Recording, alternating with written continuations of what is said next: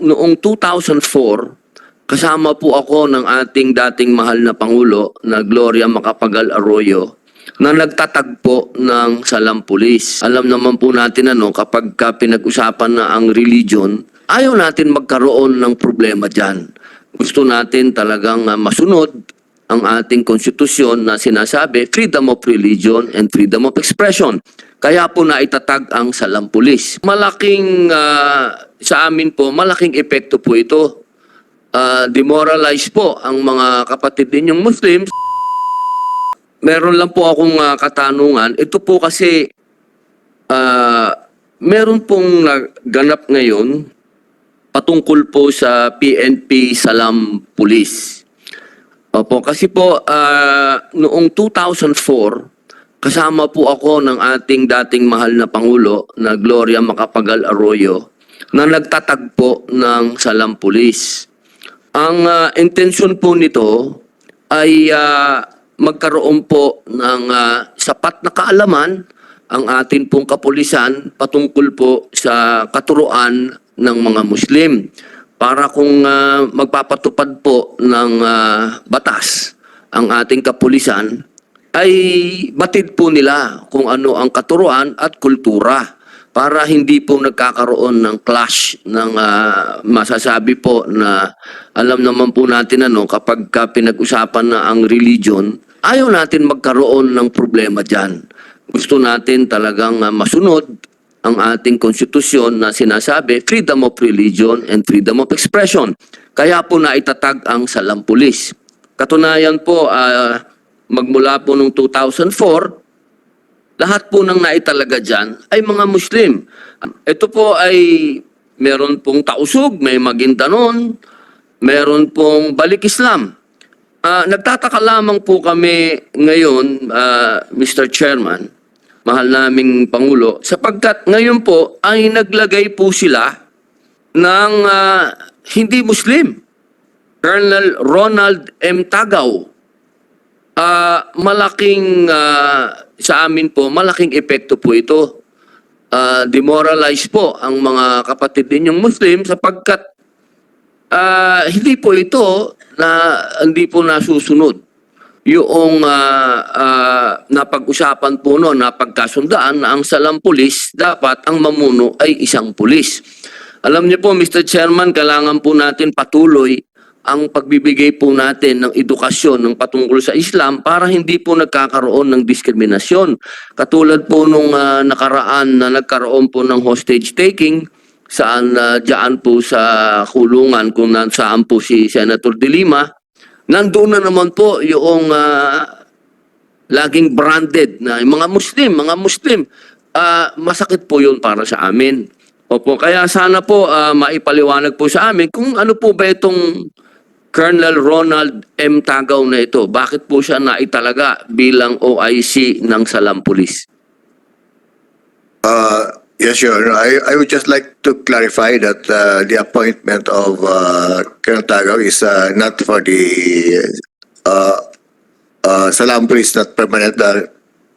He's just temporary because the position of Salampulis is may rank requirements, Your Honor, and as of now, dinideliberate po ng ating Directorate for Personnel as to the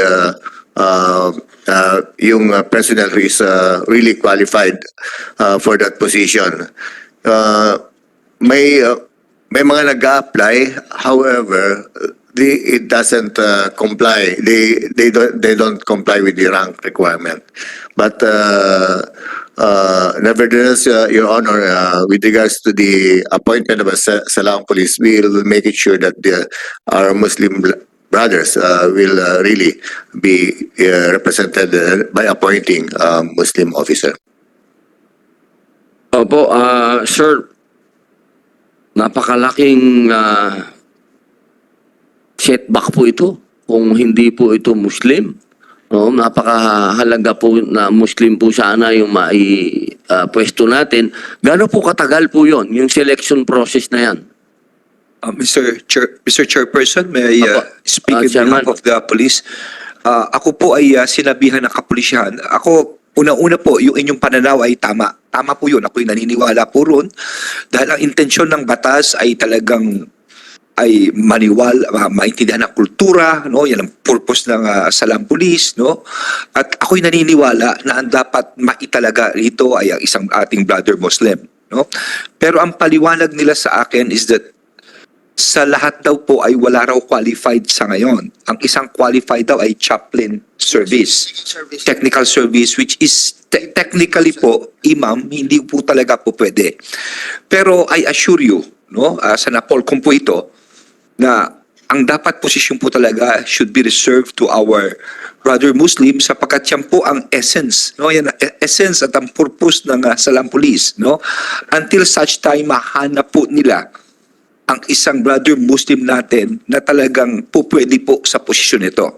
What we could assure you probably in terms of priority, Mr. Chairman, ay talagang it should really be our brother Muslim who should be there, no?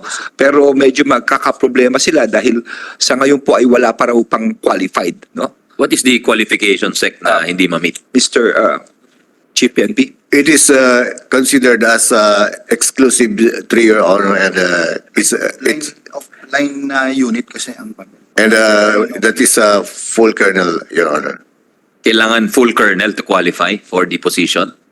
Where is that position found? In the sa PNP Reorganization Act ba yan? Saan nakaset forth yung qualifications ho niyan for the position? Where is the position and the qualifications for the position set forth? Is that an internal or by law by hand?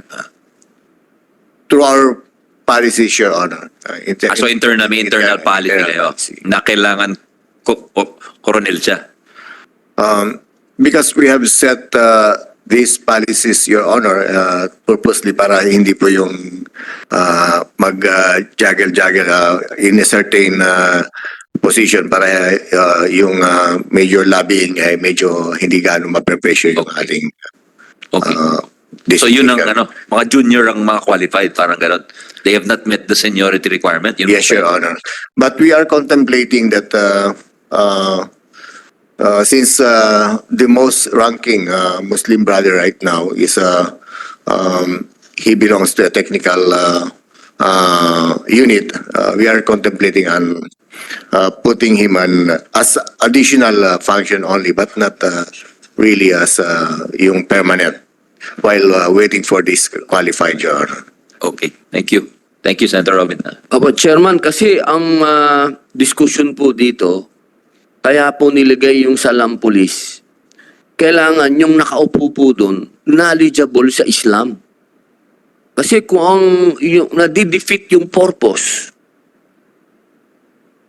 dahil sa policy, eto na naman tayo. Opo, kasi kailangan wag pong ma-defeat yung purpose. Ang purpose is para malaman, may magpatupad kung ano po yung mga katuruan ng Islam at kultura ng Bangsamoro.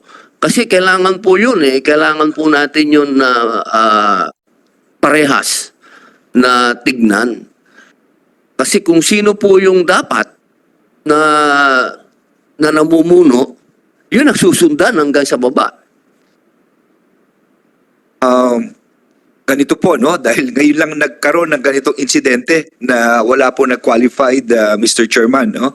So, kami po sa Napolcom, ito po mga gumagawa ng polisiya, dahil ngayon lang po nangyari ito, I would immediately convene the Napolcom board, no? Probably it could be an exemption right now na galing sa technical, medyo ang imam ay pwede nang temporarily maski sa line agency. Just so, yung pinakadiwa ng batas ng Salam Police ay mapasatupad. Gagawin po namin kaagad to, Mr. Chairman.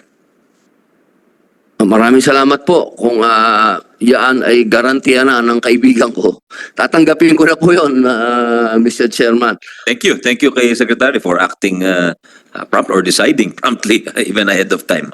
Opo. Isa na lang po, Chairman. Ito pong tungkol naman po doon sa... Kasi isa po tayo nung nakaraang administrasyon. Isa po tayo sa mga naitalaga na makipag-coordinate doon po sa mga rebelde na gustong sumurrender. At marami po tayong napasurrender. Ito pong huli, noong pong nakaraan na taon, tinanong po natin ang Armed Forces of the Philippines patungkol po doon sa mga napasurrender po nating mga Abu Sayyaf. At ngayon po, itinuro po nila na nandoon na raw po sa DILG. Pwede po bang malaman kung ano po ang nangyari na sa mga ASG surrenderies? Baka gusto niyo pong i-take note po ito, mga pangalan na ito. Sila Jaid Mando Omar, Ikrim Tambo Tali, Akram Sapaw Malang, Hisham Sukul Aslimto, Abdul Manap J. Mando, Julpika Gundu Listarul. Ito po yung mga pangalan na matagal na po natin itong na-submit na nakasurrender na po silang matagal. At aminado naman po yung ating armed forces na nakatulong na po sila para sa gobyerno. Ang hinihingi lang po natin, ano pong balita? Kasi ang sabi po ngayon, ang nagpuproseso po ng kanilang mga papel ay ang DILG. Magandang hapon po, Senator Robin, Mr. Chair. Yung proseso po natin yan ay nakasaad doon sa policy ng Enhanced Comprehensive Local Integration Program. Ito pong ICLIP, meron tayong binuo na provincial team na siyang titingin doon sa pagka-bona fide ng mga former rebels and mga violent extremists.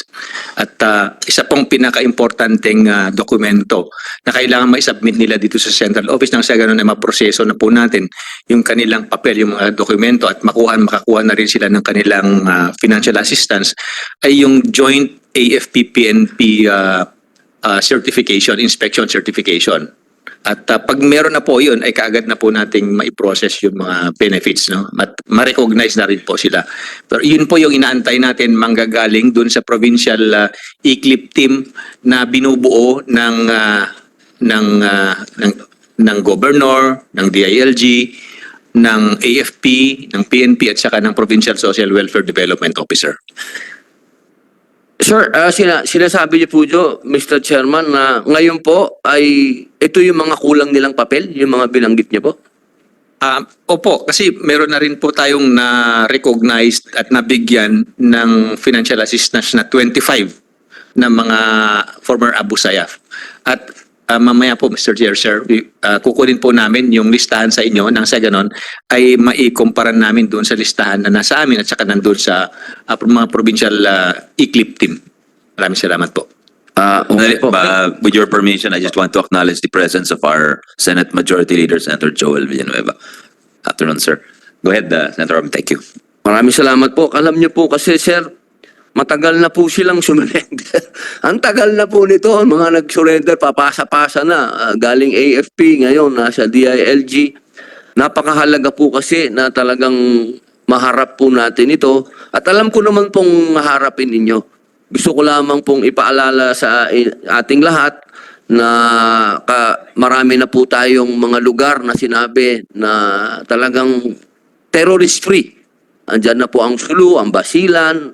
Pero siyempre po, para mapanatili po natin yan, dapat yung mga pangako ng gobyerno ay ibigay po natin.